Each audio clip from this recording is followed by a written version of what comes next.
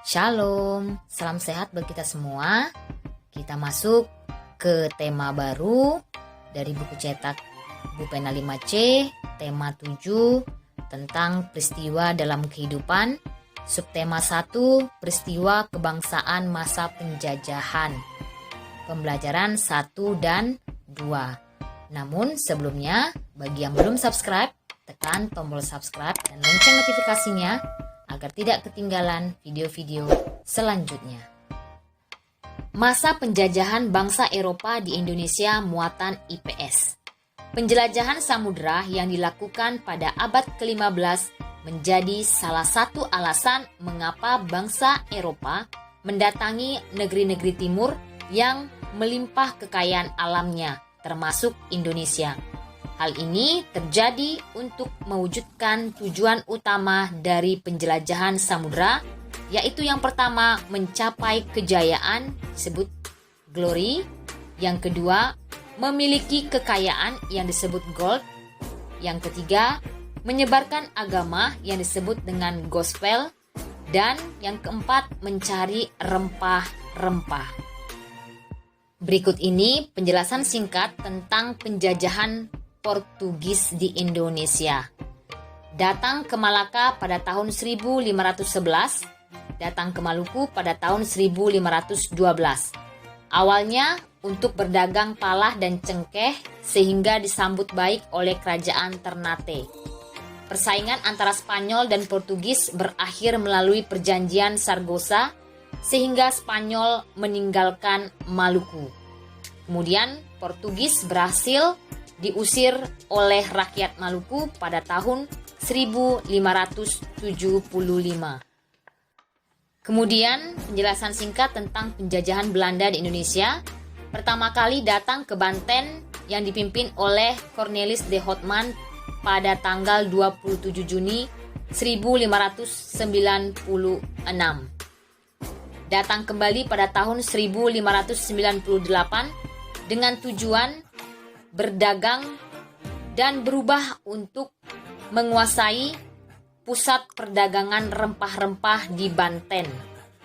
Belanda membentuk VOC atau dalam bahasa Belandanya adalah Verenigd Oost-Indische Compagnie di Banten pada tanggal 20 Maret 1602 yang dipimpin oleh Jan Pieterszoon Koen. Kemudian VOC mengalami kebangkrutan dan resmi dibubarkan pada tanggal 31 Desember 1799. Pembahasan soal-soal dari Bu Pena 5C halaman 86. Soal yang pertama, lengkapilah kronologis masa penjajahan bangsa asing di Indonesia berikut. Penjelasannya adalah pada tahun 1511 Portugis menaklukkan Malaka. Kemudian pada tahun 1522 Portugis membantu kerajaan Ternate mendirikan benteng untuk menghindari serangan dari kerajaan Tidore yang dibantu oleh Spanyol. Kemudian pada tahun 1575 Portugis berhasil diusir dari Maluku. Dan tahun 1596 Belanda pertama kali datang ke Banten dipimpin oleh Cornelis de Houtman.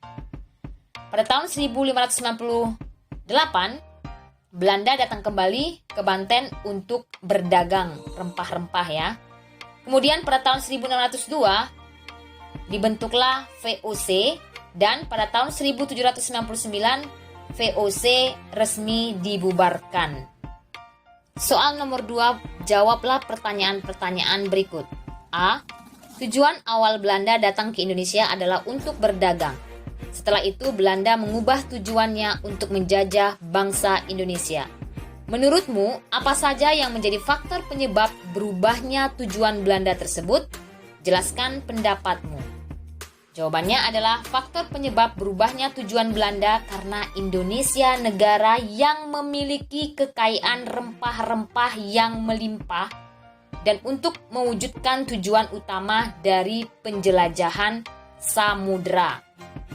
Soal B. Komoditas apa yang menjadi tujuan utama bangsa asing datang ke Indonesia? Jawabannya adalah rempah-rempah. Soal C, mengapa komoditas tersebut atau rempah-rempah tadi ya sangat dicari oleh bangsa Eropa? Jawabannya adalah karena cengkeh di Indonesia memiliki kualitas yang baik dan harga yang murah sehingga menarik bagi bangsa asing yang ingin menjualnya kembali dengan harga yang lebih tinggi. Mencermati informasi penting dalam teks narasi sejarah muatan bahasa Indonesia.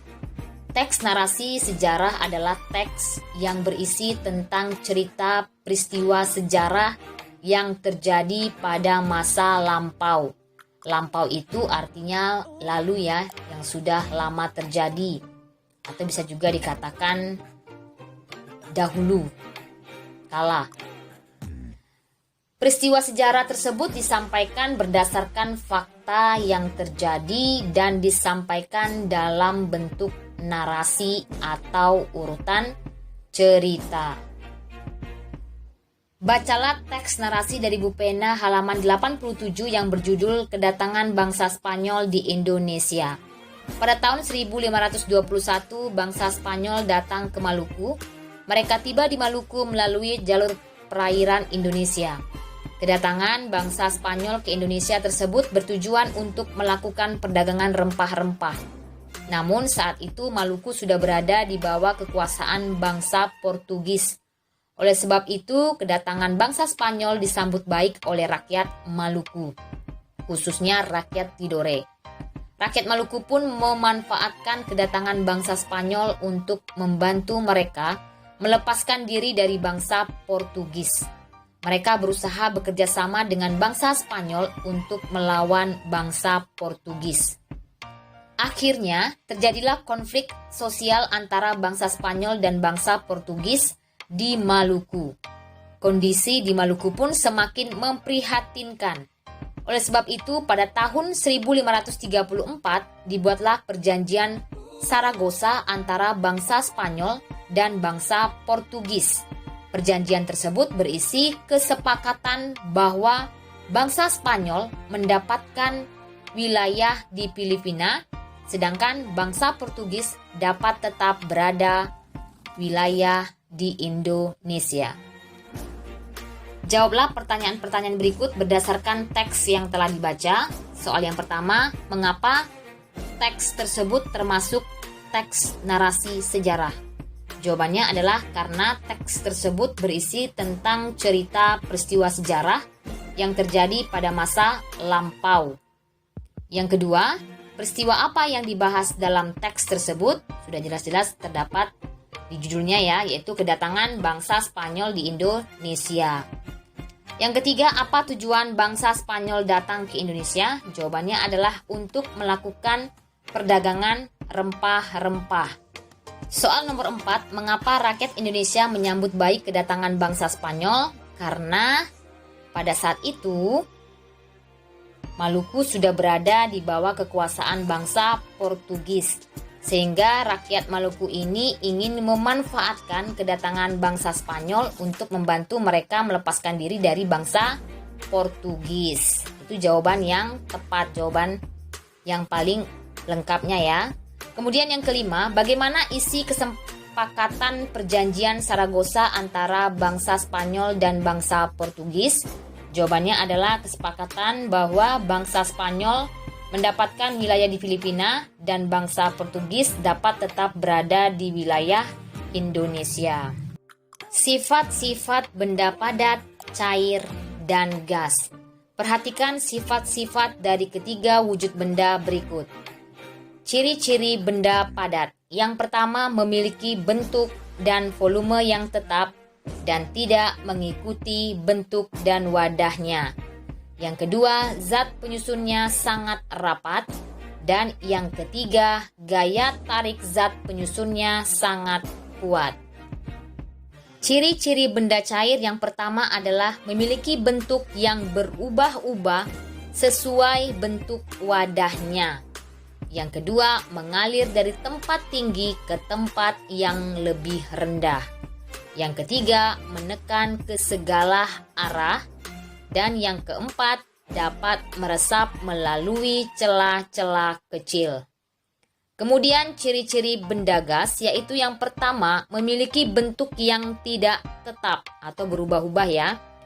Kemudian mengisi seluruh ruangan yang ditempati. Kemudian menekan ke segala arah. Bentuk sesuai wadah. Zat penyusunnya sangat berjauhan. Contoh benda padat adalah pensil, penggaris, penghapus, kerikil, dan masih banyak lagi.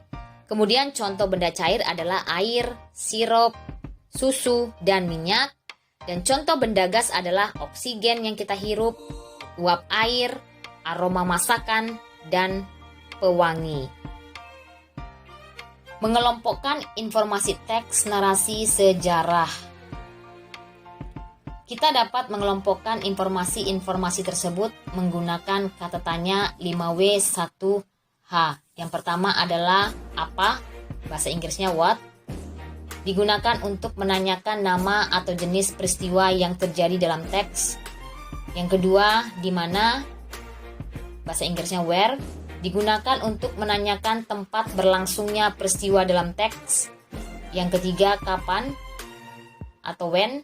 Digunakan untuk menanyakan waktu terjadinya peristiwa dalam teks. Yang keempat, siapa? Bahasa Inggrisnya adalah who. Digunakan untuk menanyakan tokoh atau pelaku yang terlibat dalam peristiwa yang terjadi dalam teks. Yang kelima, mengapa? Why? Digunakan untuk menanyakan penyebab atau alasan terjadinya peristiwa dalam teks. Dan yang terakhir, bagaimana? How? Digunakan untuk menanyakan cara atau keadaan saat terjadinya peristiwa dalam teks. Untuk lebih jelasnya, silakan baca teks dari buku cetak Bu Pena halaman 90 dan 91 yang berjudul Awal Penjajahan Belanda di Indonesia.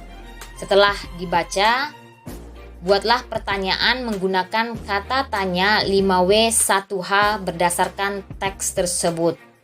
Kita langsung saja. Pertanyaan yang pertama yang bisa kita buat dari teks tersebut adalah siapa? Siapa yang memimpin pasukan Belanda datang ke Banten? Nah, itu bisa kita buat jadi pertanyaan dengan menggunakan kata siapa atau orang ya. Siapa itu berarti di situ adalah Cornelis de Houtman. Kalimat pertanyaan yang kedua yaitu menggunakan kata tanya apa. Apa tujuan Cornelis de Houtman datang ke Indonesia? Itu bisa kita lihat jawabannya pada teks adalah tujuannya untuk melakukan perdagangan rempah-rempah. Kemudian yang ketiga, di daerah mana Cornelis de Houtman datang ke Indonesia? Di daerah mana berarti menyatakan tempat. Jawabannya adalah di Banten. Nomor 4, kapan Cornelis de Houtman bersama pasukannya mendatangi Indonesia? Berarti menanyakan waktu. Yaitu jawabannya adalah pada tahun 1596. Yang kelima, mengapa pasukan Belanda di bawah pimpinan Cornelis de Houtman semakin suka berdagang di Indonesia? Jawabannya karena pasukan Belanda di bawah pimpinan Cornelis de Houtman itu disambut sangat hangat oleh rakyat Indonesia. Pertanyaan yang keenam dengan menggunakan kata tanya bagaimana. Bagaimana cara pasukan Belanda melakukan monopoli perdagangan rempah-rempah? Berarti caranya ya. Digunakan untuk menanyakan cara. Jawabannya itu adalah dengan mengizinkan Indonesia melakukan kegiatan jual beli dengan VOC. Kemudian harga rempah yang dijual pun harus sesuai dengan harga standar yang telah ditetapkan oleh VOC. Perubahan wujud benda muatan IPA. Terdapat beberapa peristiwa perubahan wujud benda. Perhatikan penjelasan berikut. Nah, di sini saya akan menjelaskan tentang perubahan wujud menggunakan bagan. Di situ ada membeku. Membeku itu adalah perubahan dari benda cair ke padat. Contohnya adalah es batu. Jika air yang dimasukkan ke dalam freezer itu akan berubah menjadi es batu. Maka disebut perubahan wujud membeku, cair ke padat. Kemudian mencair itu merupakan kebalikan dari membeku, yaitu perubahan zat padat menjadi cair. Contohnya adalah es krim yang meleleh, bisa juga es batu tadi jika dibiarkan di luar ruangan yang terbuka akan mencair atau meleleh. Kemudian yang ketiga, menguap. Menguap itu adalah perubahan wujud dari cair ke gas. Nah, kita bisa lihat contohnya itu pada saat air mendidih. Itu adalah contoh perubahan wujud dari menguap. Berikut ini ada soal-soal membandingkan berbagai perubahan wujud benda. Yang pertama, tuliskan bentuk perubahan wujud benda pada peristiwa berikut. A. Lilin yang dinyalakan lama-kelamaan akan meleleh. Nah, itu perubahan wujudnya adalah mencair. Perubahan wujud dari padat menjadi cair. Kemudian yang B, mentega dipanaskan di atas wajan panas, lalu mentega tersebut berubah wujud menjadi cair. Ini jelas ya, perubahan wujudnya mencair, perubahan dari padat menjadi cair. Peristiwa yang C, baju yang basah lama-kelamaan mengering saat dijemur di bawah sinar matahari. Perubahan wujudnya adalah menguap, perubahan wujud dari cair menjadi gas. Kemudian yang D, cairan agar-agar berubah menjadi kenyal setelah diletakkan di dalam kulkas atau freezer. Jawabannya adalah membeku, perubahan dari cair menjadi padat. Soal nomor 2. Carilah masing-masing 3 contoh lain peristiwa membeku, mencair, dan menguap. Tuliskan pada tabel seperti berikut. 1. Air akan berubah menjadi es jika dimasukkan ke dalam freezer. Ini berarti perubahan wujud membeku. Kemudian yang kedua, perubahan wujud membekunya adalah agar-agar yang masih cair akan membeku saat didinginkan. Kemudian lilin cair yang mengeras. Itu contoh dari perubahan wujud membeku. Contoh perubahan wujud mencair yaitu lilin yang dipanaskan akan meleleh ya. Kemudian es krim yang didiamkan pada ruang terbuka juga akan meleleh. Mentega yang dipanaskan juga akan meleleh. Nah, ini contoh dari perubahan wujud mencair.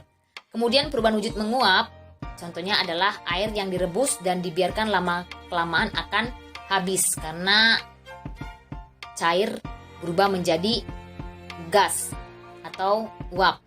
Kemudian parfum yang disemprotkan ke ruangan. Kemudian pakaian menjadi kering saat dijemur di bawah matahari.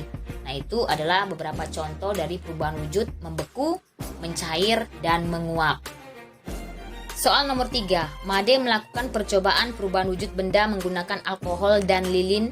Made menyiapkan alkohol sebanyak 100 ml dan lilin setinggi 20 cm. Made kemudian membakar kedua benda tersebut dan mengamatinya dalam waktu 45 menit.